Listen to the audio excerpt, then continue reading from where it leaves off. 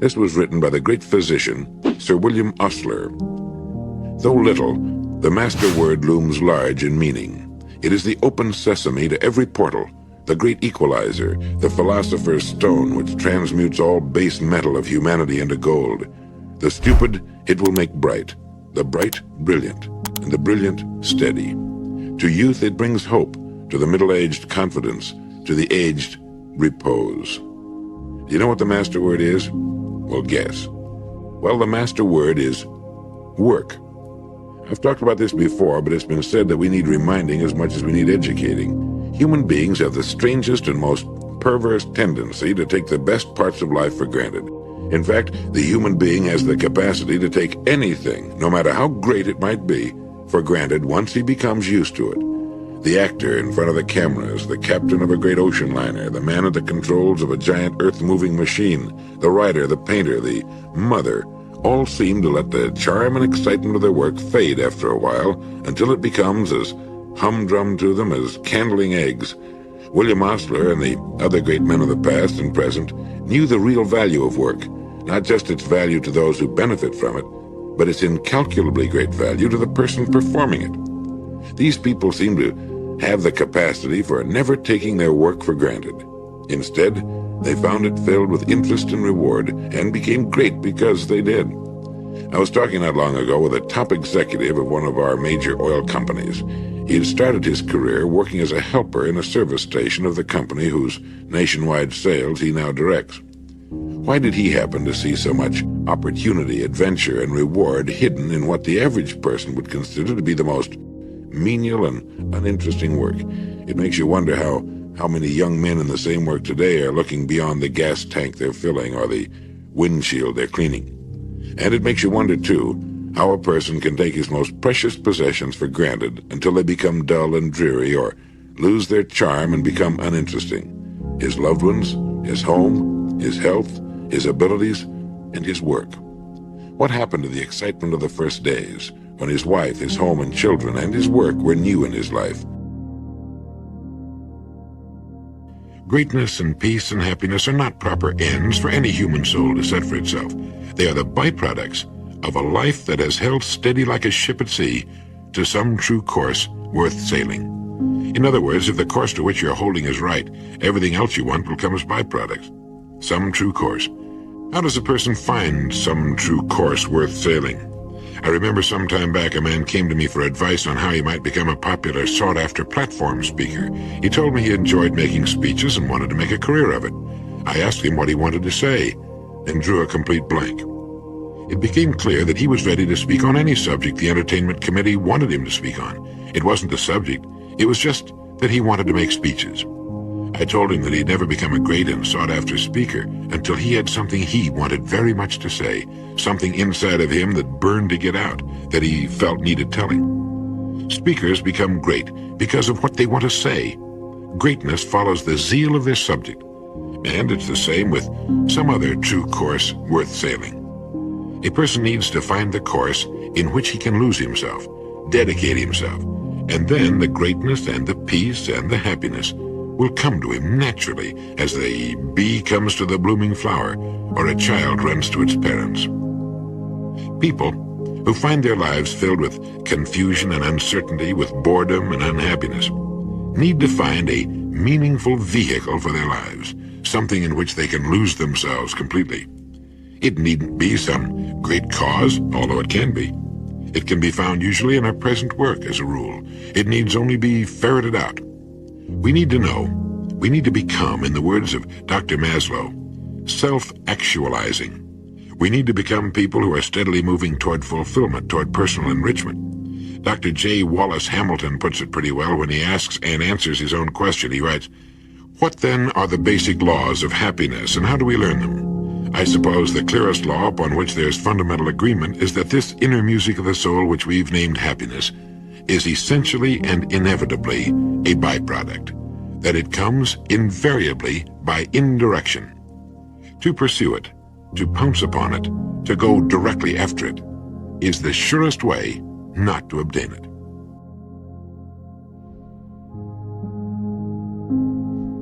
A person should have his roots deep in a great moving current, a moving stream of conscious direction which will keep him on course, sailing steadily toward the destination he's chosen, regardless of the economic and social winds that blow first this way and then that on the surface. In such a life, there's no great hurry, no frantic running about, no doubt or confusion. Instead, each day he moves a little way along his course, steadily, unrelentingly. In one day, he doesn't seem to make much headway to the casual observer, but like the iceberg, if you come back in a week, you'll no longer find him at the exact latitude and longitude of a week ago. And in a year, he'll have covered a really marvelous distance, while most of those about him will still be moving in circles and by fits and starts.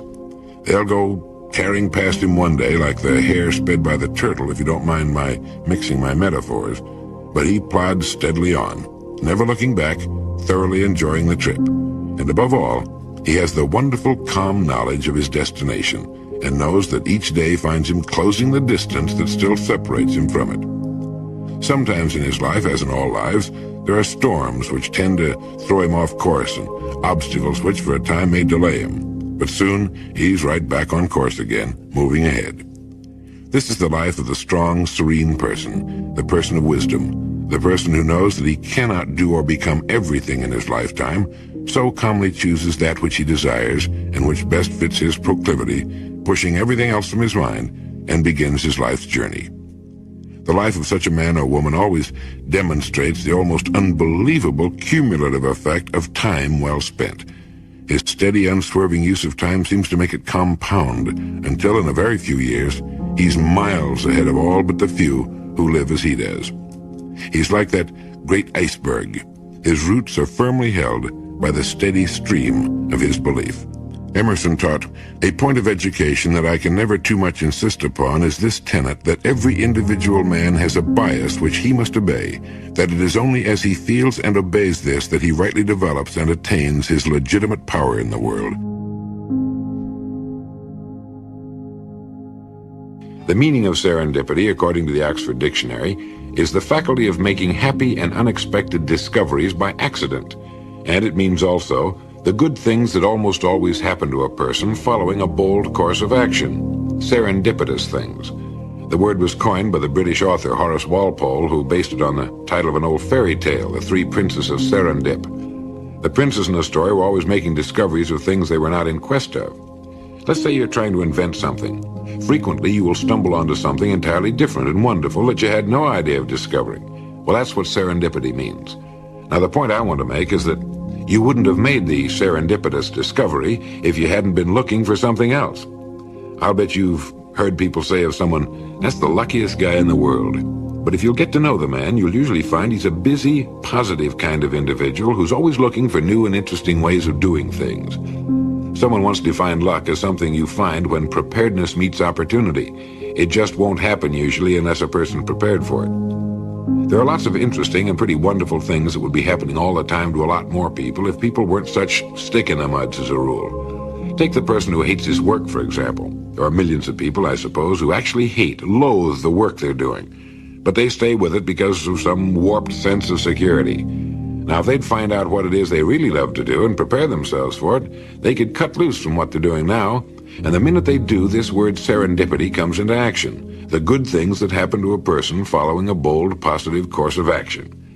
It's frequently found that a lot of boredom and frustration in our work comes from not knowing enough about it. You'd be surprised at the number of people who know only their own job, and that in a limited way, and who have no idea what's going on in the rest of their business. Frequently, a person in any given line of work can find interest, challenge, and just the job he's looking for right in his own business or industry if he's just taken the time to find out more about it. One of the greatest explorers who ever lived, Captain James Cook, began as an ordinary seaman. In 4 years, he had learned enough to become a master of his own ship, and later made the discoveries that, of course, made him famous. A happy, successful, serendipitous life, beginning as a common seaman.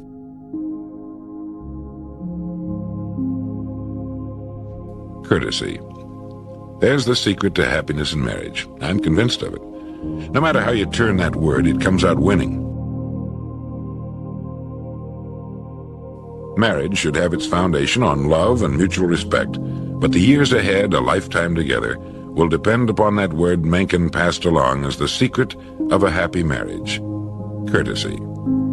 If a man and woman will be courteous to each other, they'll never take each other for granted. Their marriage will never become dull and common and stale. Courtesy is the thing that keeps a love fresh and alive. It's a strange thing, but if there's one person on the face of the earth you should show courtesy to, it should be the person to whom you're married. That person before anyone else. And yet, well, you know as well as I do that in all too many homes, that's the last person to be treated with courtesy, thoughtfulness, and respect. It takes thought and work to be courteous every day to the person you're married to, and that's exactly what makes a marriage work: thoughtfulness and working at it. People often think there's some kind of mystery to a really great and successful marriage. There's no mystery at all. Everything operates on the same law: cause and effect. The yard around your house will reflect exactly the care you're giving it.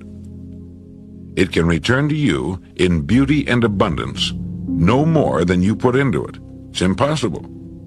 It's the same with a job, a business, a human life, a marriage, with everything. No secret, no mystery. You can tell exactly, precisely, what people are putting into a marriage by observing what the marriage is returning to them. And the most important ingredient is courtesy. How do you feel toward anyone who treats you with courtesy and respect? You like that person, and you like to be around him. And when this same common sense is applied to the one person on earth you've decided to spend your life with, it takes on whole worlds of new meaning and builds a foundation of solid rock under the love you have for each other. The children grow up taking courtesy as a matter of course. They see the fine and gentle way their parents treat each other, and they'll know how to treat their partner someday. There was a person whose only job was to hold a laurel wreath over the head of the Caesar and from time to time intone the words, "Thou art mortal." Now the purpose of this was to remind the man in whom such great powers resided that he too was, after all, only a man, and as such, mortal. When we're young, we tend to think of life as never-ending. Time for us stretches off limitlessly into the future.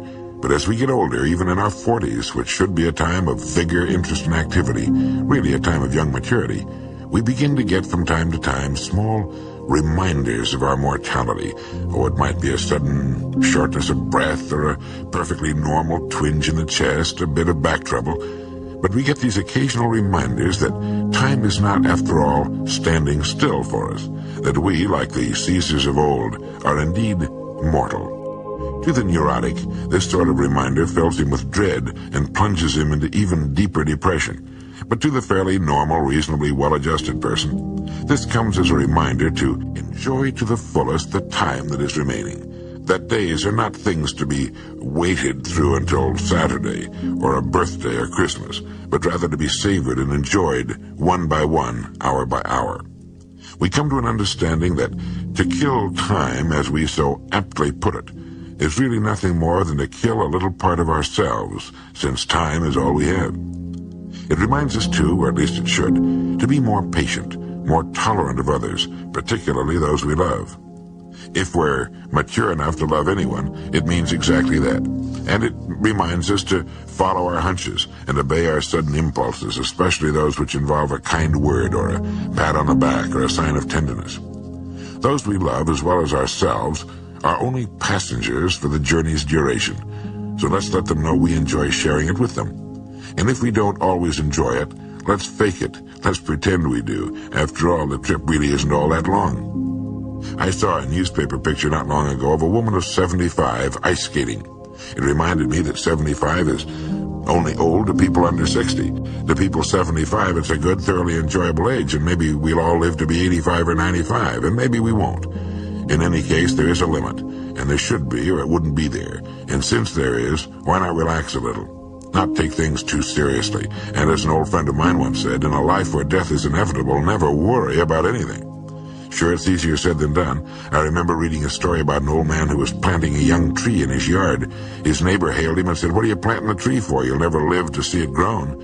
And the old man calmly went on with his planting and said, "I believe you have to plan on dying tomorrow or living forever." I'm not planning on dying tomorrow.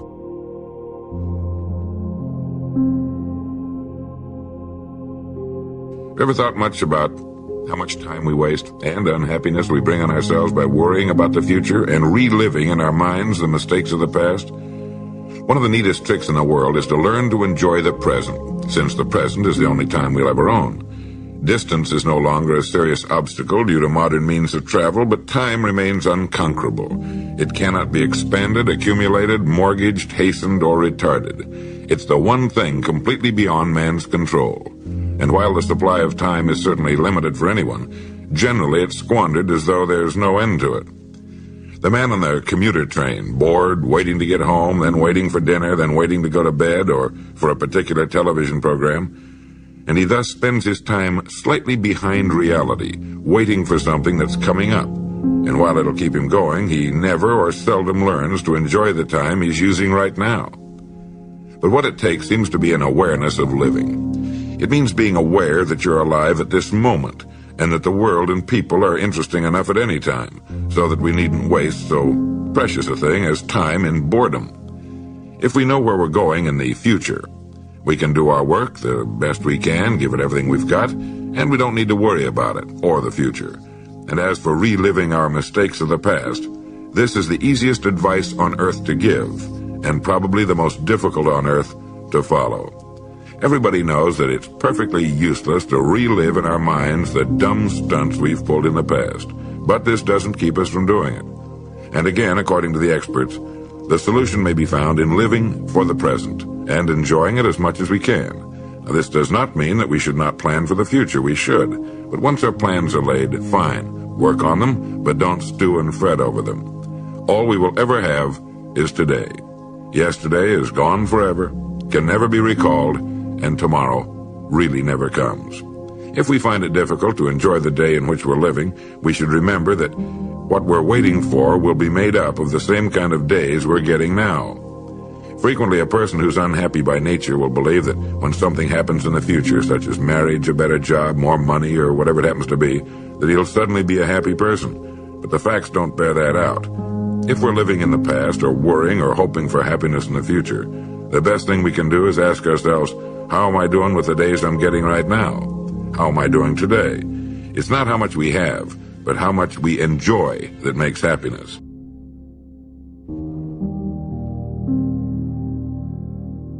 The head of a great corporation died in his New York office of a heart attack. Later, when it came time to clean out his desk and collect his personal effects, a hand fishing line wrapped on a stick, complete with bobber, sinker, and rusted hook, was found in his bottom desk drawer. It was probably the one he had used as a small boy on the farm in the Midwest. Had that relic of younger carefree days represented his real dream of what living was all about?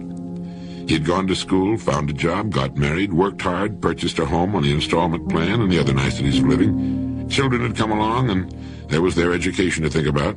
There were the promotions that came from hard work and native ability and the passing of the years. There were the clubs and civic things, the professional associations, the crises on the job and at home. And finally, the top job with a company that had grown very much larger with the passing of 30 years. The top job with its responsibilities to stockholders, employees, customers, research and development, finance. The kids are out of school and married themselves now. It had all happened so fast and with no real plan of any kind. It had been school, then job, then work, then promotions and family and income problems, and suddenly there he was on top of the pile. And rummaging in his things in the attic or the basement one day, he had come across that old worn-out fishing outfit with its tiny hook for bluegills and the red bobber with the paint all peeled off. The string had almost come apart in his hands, and he had sat there and remembered that cool little creek with the summer smell of it, and the green moss along the bank, and the frogs plopping into the water, and the water bugs skimming in the willows along the bank. He remembered the excitement of seeing that bobber suddenly disappear and the frantic tug of the fish on the line, and finally a nice string of them for dinner. And suddenly, he'd wanted to go back. He'd realized that had been living. That had been real and elemental and satisfying, and somehow he hadn't done enough of it. He hadn't had the time to just go sit on a bank and fish for a while and chew on a twig and feel the sun on his back and wait for the bobber to disappear. The time and the leisure to listen to the voice inside and get things straightened out in his mind as to what was important and what wasn't. Things like goals and roles. So someone had called him, and he'd put the fishing outfit in his jacket pocket, and he'd thought about the next morning, too, when he took the outfit to his office and looked at it again, and then finally put it down in that bottom drawer, tucked away, out of sight, but not out of mind. And then there'd been the coronary, and that had been the end of that. The fishing outfit was still in the bottom drawer, and when his wife went through the effects that they had sent home from the office, she sat with the fishing outfit in her hands for a long time. She saw him as a little boy, too, and maybe wondered why he'd followed the course he'd chosen.